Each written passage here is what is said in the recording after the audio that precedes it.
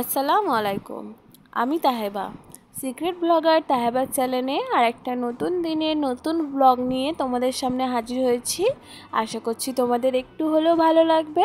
তো ভিডিওটা স্কিপ না করে পুরো ভিডিওটা দেখার অনুরোধ রইল। তো কয়েকদিন ধরে এতটাই ব্যস্ত ছিলাম আর শরীরটাও না ঠিকঠাক ছিল না, তো যার জন্য ভিডিওটা একদমই অনেক দিন পর দেওয়া হচ্ছে। বেশিরভাগ ক্ষেত্রে মেয়েদের জীবন শুরু হয় ওই রান্নাঘর দিয়ে আর শেষ হয় কিন্তু ওই রান্নাঘর দিয়ে। তো সেরকম আমারও ঘুমটা থেকে উঠেই জাস্ট মুখটা ধুয়েছি নিচে, আর যেহেতু ওপরে জলের ব্যবস্থাটা খুব কম তাই মুখটা ধুয়েই ওপরে উঠি আর রান্নাঘরেই সোজা চলে এসেছি। এসে দেখছি মা এখানে ভাতের জন্য জলটা বসিয়ে দিয়েছে। আমি ভাবলাম গরম হয়ে গেছে তাই চালটাও ধুয়ে দিয়ে দিয়েছি, আর ওদিকে চাটাও গরম বসিয়ে দিয়েছি। আর চাটা খেতে খেতে শেষ করতে পারিনি, আমাদের বাড়িতে এসে হাজির হয়েছে এই মাসিরা। তো মাসিরা এসেছে, কেন এসেছে না এসেছে এইসবগুলো আর বললাম না।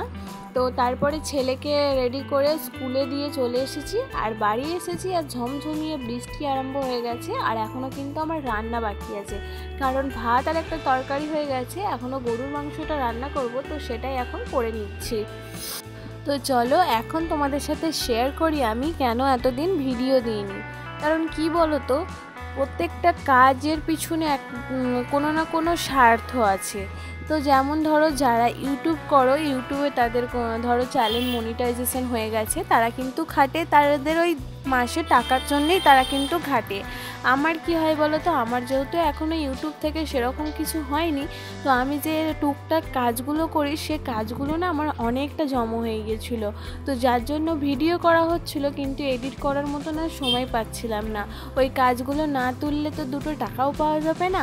আর তাই দুদিন ওই ইউটিউব থেকে আমি একটু রেস্ট নিয়েছিলাম, তো মানে বিরতি নিয়েছিলাম যাতে ওই কাজগুলো একটু হালকা করে দিতে পারি। তো সেলাইয়ের কাজগুলো অলমোস্ট অনেকটা হয়ে গেছে, কিছু কিছু বাকি আছে করব। আরও কি সমস্যা হয় বলো তো, বাড়ির সমস্ত কাজ করে যখন বসবো যে এবার একটু এডিট করে নিই বা ভিডিওর কাজগুলো করে নিই, তো তখনই বলো তো আবার যদি অন্য রকমের কাজ হয়ে যায় তাহলে তোমার কীরকম মাথাটা গরম হয়ে যায়। তো যখনই আমি ভাবছি এবার আমি এডিটটা করতে বসবো, তখনই নানা রকমের কাজ চলে আসছে। আমার না এত বিরক্ত লাগছিল কি বলবে। আর খালি ভাবছিলাম যে আমার শখের কাজটার জন্যই আমি টাইম পাচ্ছি না। তো অনেক চিন্তা ভাবনা করে নিজেকে টাইম ম্যানেজমেন্ট করতে শিখে নিয়েছি, অনেক কিছু শিখেছি। তো আস্তে আস্তে তোমরা ভিডিওগুলো দেখো, আশা করছি তোমাদের ভালো লাগবে। আর এই কদিন এতটাই ইরেগুলার হয়ে গেছি যার জন্য আমার চ্যানেলের কিন্তু রিচটাও কমে গেছে, তো ভিউজটাও কিন্তু অনেক ডাউন হয়ে গেছে। জানি না এগুলো কিভাবে উঠবে বা কিভাবে তোলা সম্ভব। তো যাই হোক, আবার রেগুলারিটি মেনটেন করে ভিডিও আপলোড করব। তোমরা প্লিজ আমার পাশে থেকো, আমাকে এইভাবে সাপোর্ট করো। তো রান্নাবান্নার দিকে অলমোস্ট হয়ে গেছে, মাংসটা কষে খানিকক্ষণ তারপরে সিটি দিয়ে নেবো, তো হয়ে যাবে। এদিকে আলু ভেজে নিয়েছি। এখন রান্নাবান্নার সমস্ত কিছু কমপ্লিট করে এখন চলে এসেছি ফ্রিজটা পরিষ্কার করতে, কারণ আমার ফ্রিজটা অনেক দিন ধরে অগোছালো ছিল, তার সাথে তোমার অনেকটা নোংরাও হয়েছিল। কারণ ফ্রিজটাকে রান্নাঘরে যেহেতু তোলা হবে, তো তার জন্য ভেবেছিলাম যখন তোলা হবে তো তখনই কিন্তু একবারে পরিষ্কার করে তখন তুলবো। আর এখন রান্নাঘরের কারেন্টের কাজটা ছিল না, তো এখন কিন্তু রান্নাঘরের কারেন্টের কাজটা হয়ে গেছে। তো ওকে ফ্রিজটাকে দুপুরবেলা মানে বিকেলবেলার দিকে তুলে নেব।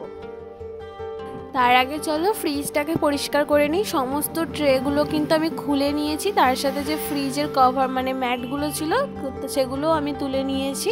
আর তোমরা কিভাবে ফ্রিজ পরিষ্কার করো আমাকে কিন্তু জানিও। আমি এরকম কোনো নির্মা জল বা শ্যাম্পু জল গুলে তারপরে একটু ভেজা কাপড় দিয়ে সাইডগুলো ধুয়ে নিই, আর ট্রেগুলো যেগুলো থাকে সেগুলো কিন্তু ওই সাবান দিয়ে আমি ভালো করে মেজে নিই। আর ফ্রিজের বাইরেটা আমি কলিং দিয়ে ভালো করে পরিষ্কার করে নিই। তোমরা যারা আমার ভিডিও দেখছো, আমার ভিডিও দেখতে দেখতে যদি তোমাদের কোনো পার্ট বা অংশ ভালো লেগে যায় অবশ্যই কিন্তু একটা লাইক দিতে ভুলো না। আর আমার চ্যানেলে যদি নতুন হয়ে থাকো তাহলে কিন্তু চ্যানেলটা সাবস্ক্রাইব করে পাশে থাকতে পারো আরও নতুন নতুন ভালো ভালো ভিডিও দেখার জন্য। তো ঘরের তো অনেকটা কারেন্টের কাজ হয়ে গেছে, বাইরের দিকে কাজগুলো হচ্ছিল। তো তখন কি মানে দিদিদের বাড়ি যাওয়ার জন্য তালের ফুরুলি তালের পিঠে বানানো হচ্ছিল। তো মা এখানে বানাচ্ছিল আর আমি একটু মাকে হেল্প করছিলাম। তো এখানে মাছগুলো মা সকালবেলাতেই বেছে ভালো করে নুন হলুদ মাখিয়ে দিয়েছিল, আমি এখন ভেজে নিচ্ছি। তার সাথে নারকেলের যে পুরটা হয় সেটাও করে দিচ্ছি মাকে। আর মা না বসে বসে পিঠেগুলো মুড়ছিল আর আমি এখানে দাঁড়িয়ে দাঁড়িয়ে কিন্তু গ্যাসের কাছে ফুরুলি পিঠেগুলো কিন্তু ভেজে নিচ্ছিলাম। তো সমস্ত কিছু ভাজা হয়ে যাবার পর সমস্ত কিছু প্যাক করে দিয়েছি, আর যা ছিল দিদিকে দেওয়ার মতন সেগুলোই দিয়েছি। একটু নোনা মাছ দিয়েছি, তার সাথে বন্ধুর জন্য চকলেট দিয়েছি, কয়েকদিন আগে আমি দিলখুশ বানিয়েছিলাম সেটাও কিন্তু 2-3 পিস দিয়েছি, আর দিয়েছি তালের পুরুলি, তালের পিঠে, তার সাথে কয়েকটা মাছ ভাজাও কিন্তু দিদিকে দিয়ে পাঠিয়েছি। আর এই তালের জিনিস না আমার মা প্রত্যেক বছর আমার দিদিকে বানিয়ে দেয়। দিদিরা বানালেও কিন্তু মা বানিয়ে দেয়, কারণ মা এখানে যদি আগে খেয়ে নেয় না, মায়ের মনটা একদমই মানে হয় না যে আমার মেয়েটা খেতে পেলো না, এরকম খালি চিন্তা করে যে আমরা তো খেয়ে ফেললাম, মেয়েটা ভালোবাসে খেতে, এই করবে আমাকে তো বলে। আর মা প্রত্যেক বছর দেখি বানিয়ে দেয়। তো যাই হোক, সমস্ত কিছু গুছিয়ে আব্বাকে দুপুরবেলা দিয়ে দিলাম, দিদিদের বাড়ি চলে গেল। আর আমার মা যেমন দেয়, আমার দিদিও যখন বাড়ি আসে, মানে ও শ্বশুর বাড়ি থেকে আমাদের বাড়ি আসে, তখনও কিন্তু অনেক কিছু নিয়ে আসে। ওরও মনটা ওরকম হয় যে আমার মায়েদের জন্য নিয়ে যায়, আমার বোনেদের জন্য নিয়ে যায়। তো আজকে যেমন আমার বাবা যাবে, আমার বাবা কিন্তু খালি হাতে আসবে না, কোনো না কোনো কিছু দেবেই আমার দিদি। তো দিদিদের করে ওগুলো পাঠিয়ে দেওয়ার পর আমি এখানে চলে এসেছি দুপুরবেলা ঘরে। আর অনেকটা অবেলাও হয়ে গেছে, তো ঘুম আর আসবে না, কি করব করতে করতে এখানে একটা হজমোল্লার শিশি ছিল, তো সেটাকে এখন রং করতে বসেছি। আর আমার না যেগুলো পারি না সেগুলো যেন করতে আরও বেশি বেশি মন চাই। তো তারপরে সন্ধ্যাবেলায় পড়াতে বসিয়ে একজনের প্রজেক্ট করে দিলাম। আর রাত্রিবেলা হাজব্যান্ড যখন বাড়ি এলো তখন প্রায় বাজছে 11টা। আর এই যে সাবানের যে এগুলো না, বাথরুম যে অ্যাসেসরিগুলো হয়, সেগুলো সকালবেলায় আমাকে মিশো থেকে অর্ডার করেছিলাম, তো দিয়ে গেছে ওগুলো।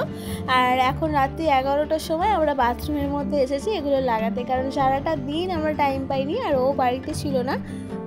আর আমি যে একা একা লাগাবো, কোথায় একটু গন্ডগোল হয়ে যাবে, সেই এসে চেঁচামেচি করবে, তার থেকে আমিও রেখে দিয়েছিলাম যে ও আসবে তারপরেই নয় লাগাবে।